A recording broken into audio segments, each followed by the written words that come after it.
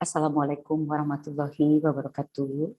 Selamat sore untuk Bapak-Bapak yang kami hormati, dosen penguji uji komprehensif di tanggal 14 September 2022, Bapak Rasimin dan Bapak Guntur Cahyono.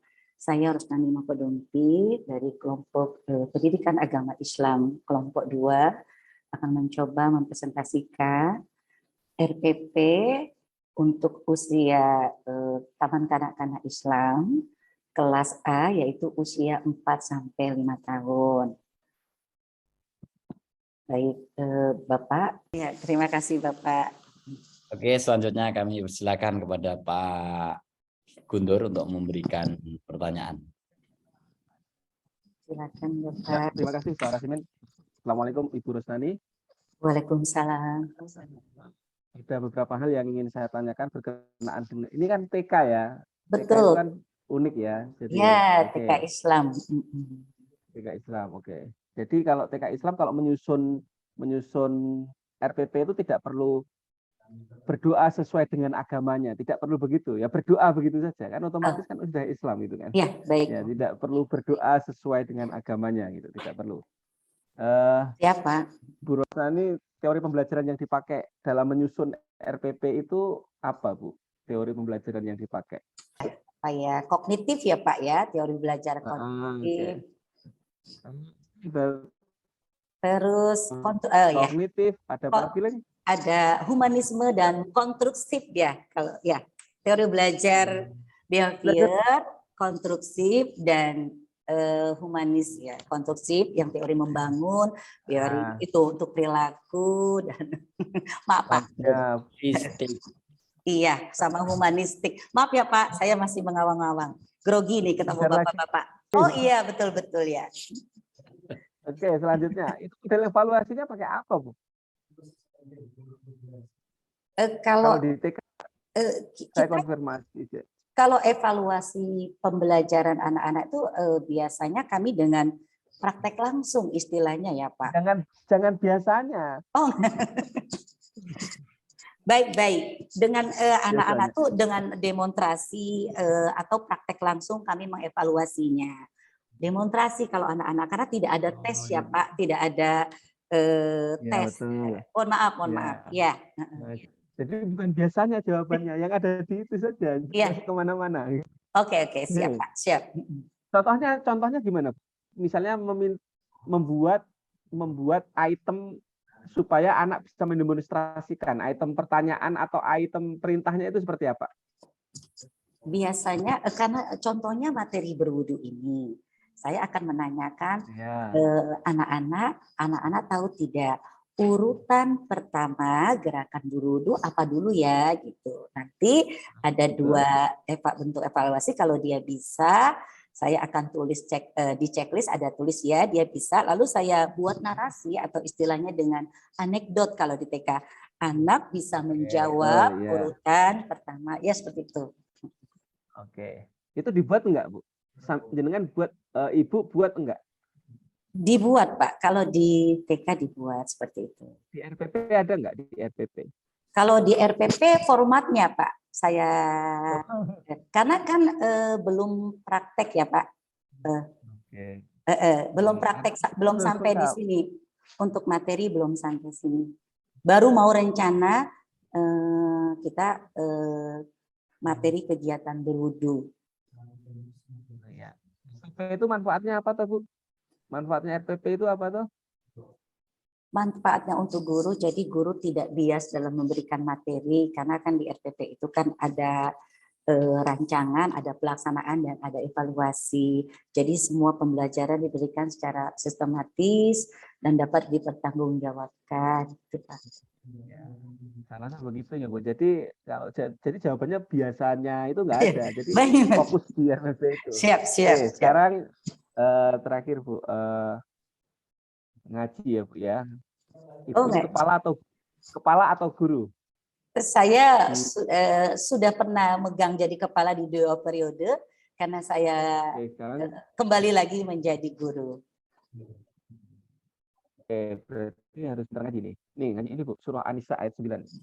Saya mengaji gitu, Pak.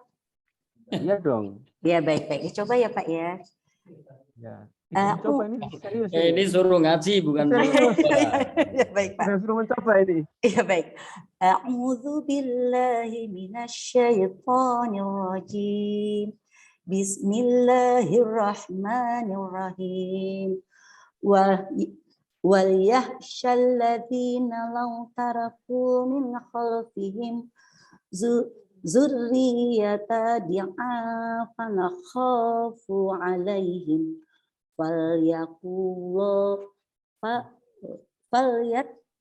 falyattaqullaha wal yaqulu qawlan sadida. Kalau ngajari pertama salah nanti berlanjutnya salah terus loh Bu. Bu Rusnani. Ya. Bu Rusnani yang pertama, sumber belajarnya belum, ada hasil penelitian. Itu yang harus dilengkapi. Ya. Ya. Sumber belajarnya itu harus dilengkapi itu. Berkali-kali saya katakan, karena itu ada di dalam komponen penilaian di UGI nanti.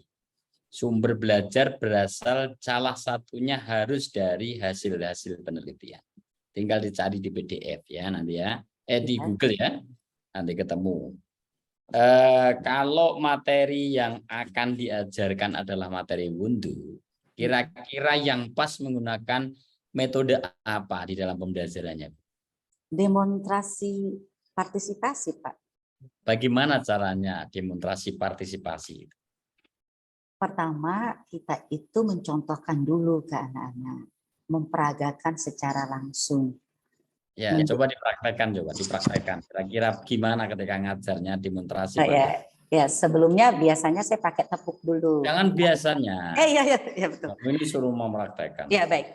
Pertama yang tidak terbiasa, terbiasa. Pertama dengan tepuk dulu, karena anak-anak kalau dengan bernyanyi atau dengan tepuk biasanya anak-anak akan lebih tertarik dan lebih fokus ya Pak. Pertamanya dengan tepuk.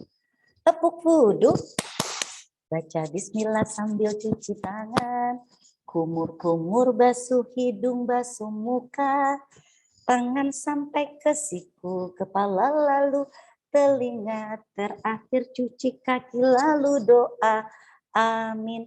Lalu menginformasikan kepada anak-anak gerakan pertama, sebelum kita mulai gerakan berwudu, kita membaca niat wudu dahulu, yaitu nawaitul wudu'a li raf'il hadatsil asghari fardhon lillahi ta'ala. Setelah itu kita cuci tangan sambil membaca bismillah, mencuci tangan, lalu kita kumur-kumur sebanyak 3 kali, kumur-kumur, dibuang kotoran yang ada di mulutnya sampai 3 kali dengan air keran yang mengucur. Lalu membasuh hidung juga sebanyak 3 kali, diperagakan langsung oleh ibu guru di tempat wudhu. Lalu membasuh muka juga sebanyak 3 kali. Setelah itu membasuh tangan sampai siku, tangan yang sebelah kanan dulu sebanyak 3 kali, lalu tangan yang sebelah kiri sebanyak 3 kali, lalu membasuh kepala, atas kepala sebanyak 3 kali, dilanjutkan dengan membasuh telinga sebanyak 3 kali, kedua telinga, lalu kita membasuh kaki sampai mata kaki. Kita peragakan di depan anak-anak, lalu anak-anak mengikuti secara bersama-sama. Habis itu anak-anak kita minta satu persatu untuk mempraktekkan bertahap dari gerakan yang pertama, anak-anak TKA sampai dia bisa, lalu nanti kita cek lagi, kita evaluasi, kalau betul lanjut ke gerakan yang kedua, kita cek lagi, kita evaluasi lagi, kalau betul kita lanjut ke gerakan yang ketiga. Seperti itu Pak. Kompetensi apa sih yang harus dikuasai anak-anak TK itu, Bu? Anak-anak itu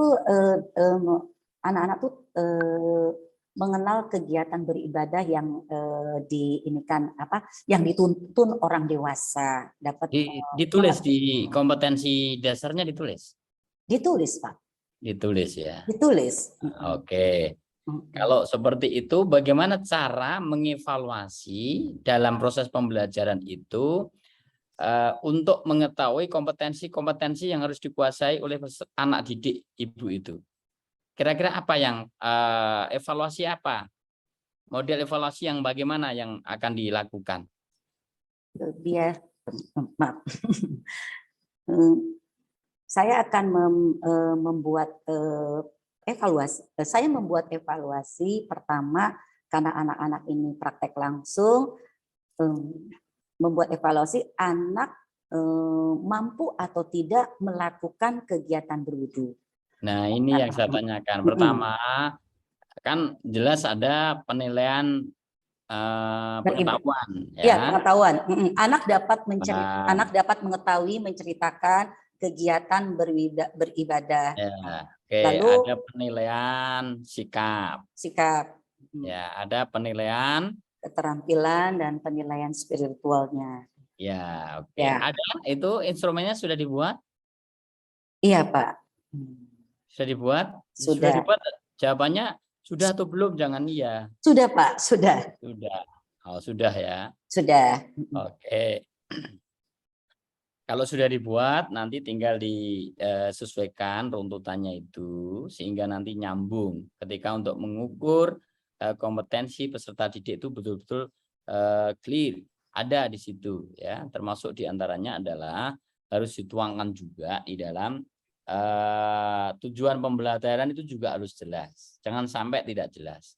Karena itu nanti akan diukur juga melalui penelitian tindakan kelas untuk meneliti berbagai problem. Ya, problem permasalahan yang ada, kemudian diberikan sebuah tindakan sehingga permasalahan itu bisa diberikan sebuah solusi. Ini yang paling penting. Gitu ya, Bu ya? Iya, Pak. Masih grogi? Melihat Pak Guntur kok grogi. Oke, gitu saya pikir cukup ujian atas nama Bu Rusnani. Kami persilakan untuk menutup saja. Silakan. Baik, terima kasih atas waktu dan kesempatannya kepada dosen penguji Bapak Rasmin dan Bapak Guntur. Kurangnya lebihnya saya minta maaf. Terima kasih masukan arahannya. Insya Allah untuk menuju guru profesional akan saya lebih baik lagi dan mau belajar lagi untuk menjadi guru yang lebih hebat lagi dan lebih profesional lagi. Terima kasih. Wassalamualaikum warahmatullahi wabarakatuh. Waalaikumsalam warahmatullahi wabarakatuh. Waalaikumsalam warahmatullahi wabarakatuh.